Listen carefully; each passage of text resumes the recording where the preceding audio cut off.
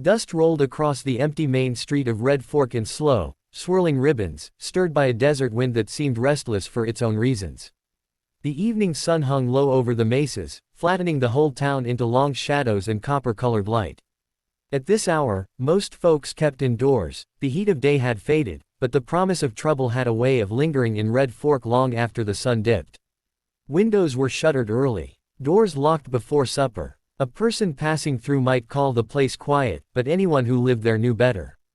It wasn't quiet, it was watchful. Down near the freight station, the air felt thick with tension even before the riders arrived. A few locals saw dust kicking up along the southern trail and peered out through slats in their shutters. Men who rode that hard, this close to dusk, weren't typically carrying good intentions. And these three certainly weren't. Their horses came in lathered and irritable, snorting against their bits as the riders jerked them to a stop. The leader, Graham Tate, swung down first. He was a tall man with a swagger that came from having bullied enough people who couldn't push back. He dusted off his vest with long, practiced motions, as though removing the day's grime also washed away the things he'd done along the trail. Behind him dismounted the Clark brothers, sturdier in build but smaller in imagination. They followed Graham in most things, because following him seemed easier than thinking for themselves. Graham scanned the buildings, squinting against the last rays of sunlight. "She came this way," he muttered. "She can't have gotten far," one of the Clark brothers said, wiping sweat from his forehead. "We near ran our horses raw." Graham didn't answer. His gaze had already settled on the freight station, a wide, low building with stacks of crates piled around the sides and a telegraph wire humming overhead. A place full of hiding spots. A place a quick-thinking young woman might duck into if she knew she was being hunted. Inside, Chilali pressed her spine against the rough wood of a crate, breathing slowly to keep her nerves still. She could hear the horses outside, their hooves scraping against the ground, the murmured voices of the men who had followed her since noon.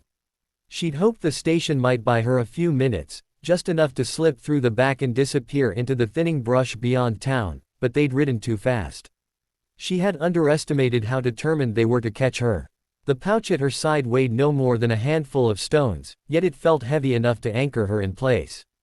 Inside it were the words of her people, messages carried between leaders who were trying to keep the fragile threads of peace from snapping altogether.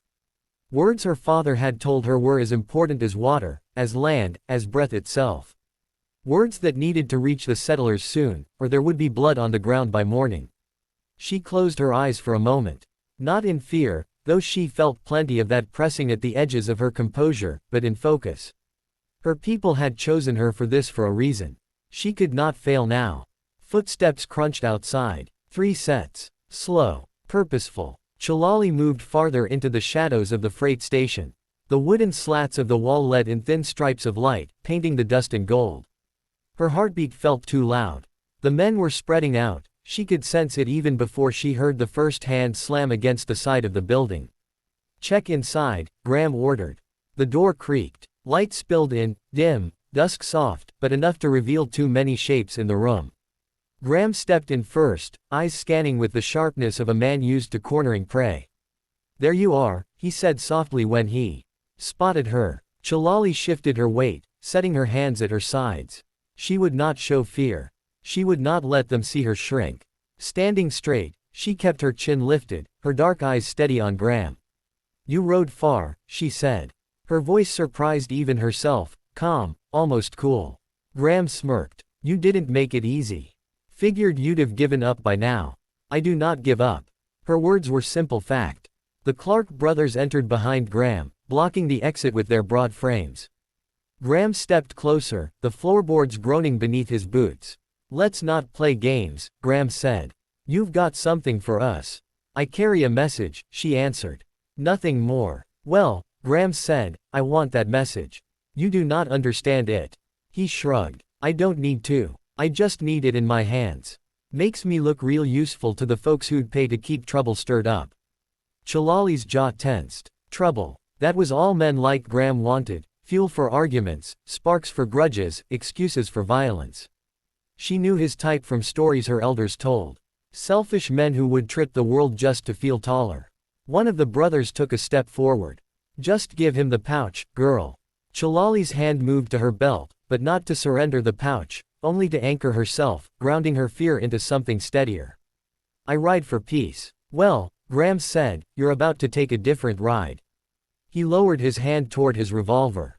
And that was when the door behind the men slammed open, banging hard against the wall.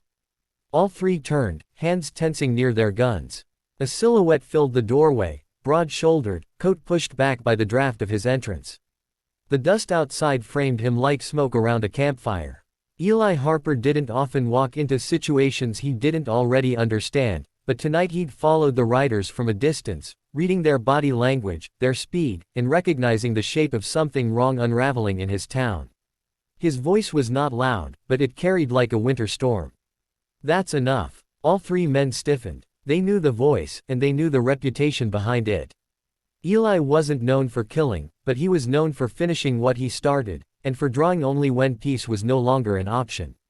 Graham forced a laugh. Evening, Harper. Didn't see you there. You saw me, Eli said.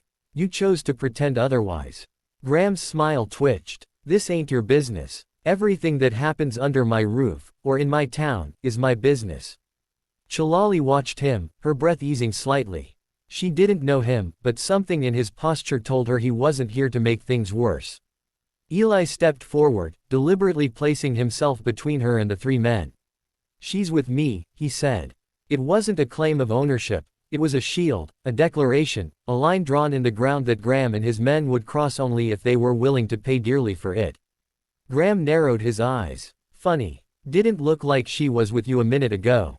She is now. The room went still. The dust in the beams of light seemed to hang suspended, waiting.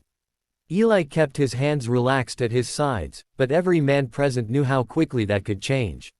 He didn't boast. Didn't need to. Eli Harper could draw faster than most men could blink, and his shots were as deliberate as his words. You three are about one breath from making this a burial day, Eli said softly. Chilali felt a strange mix of calm and unease. The danger was still thick around them, but Eli's presence shifted its weight. She could almost feel the balance of the room tilting, three men who thought they held all the power now realizing it was slipping from their grip. Graham looked between his companions, searching for support. The Clark brothers didn't look eager. Fighting Eli Harper in a cramped building at dusk wasn't a gamble they wanted to take. Graham tried to salvage a shred of dignity.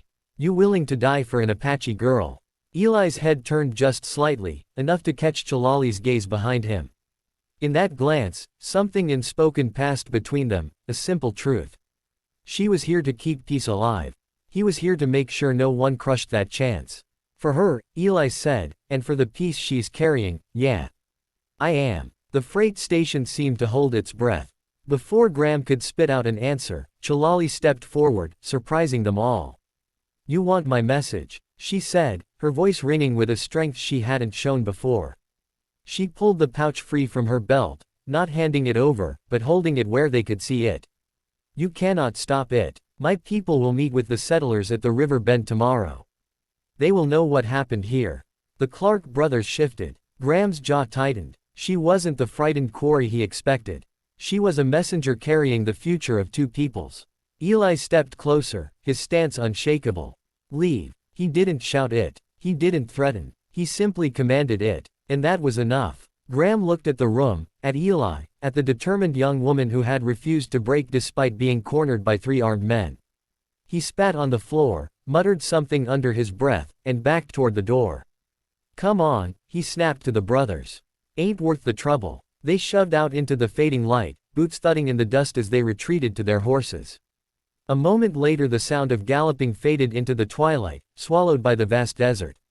Silence settled again, softer this time. Less sharp. Chilali exhaled, letting the tension drain from her shoulders.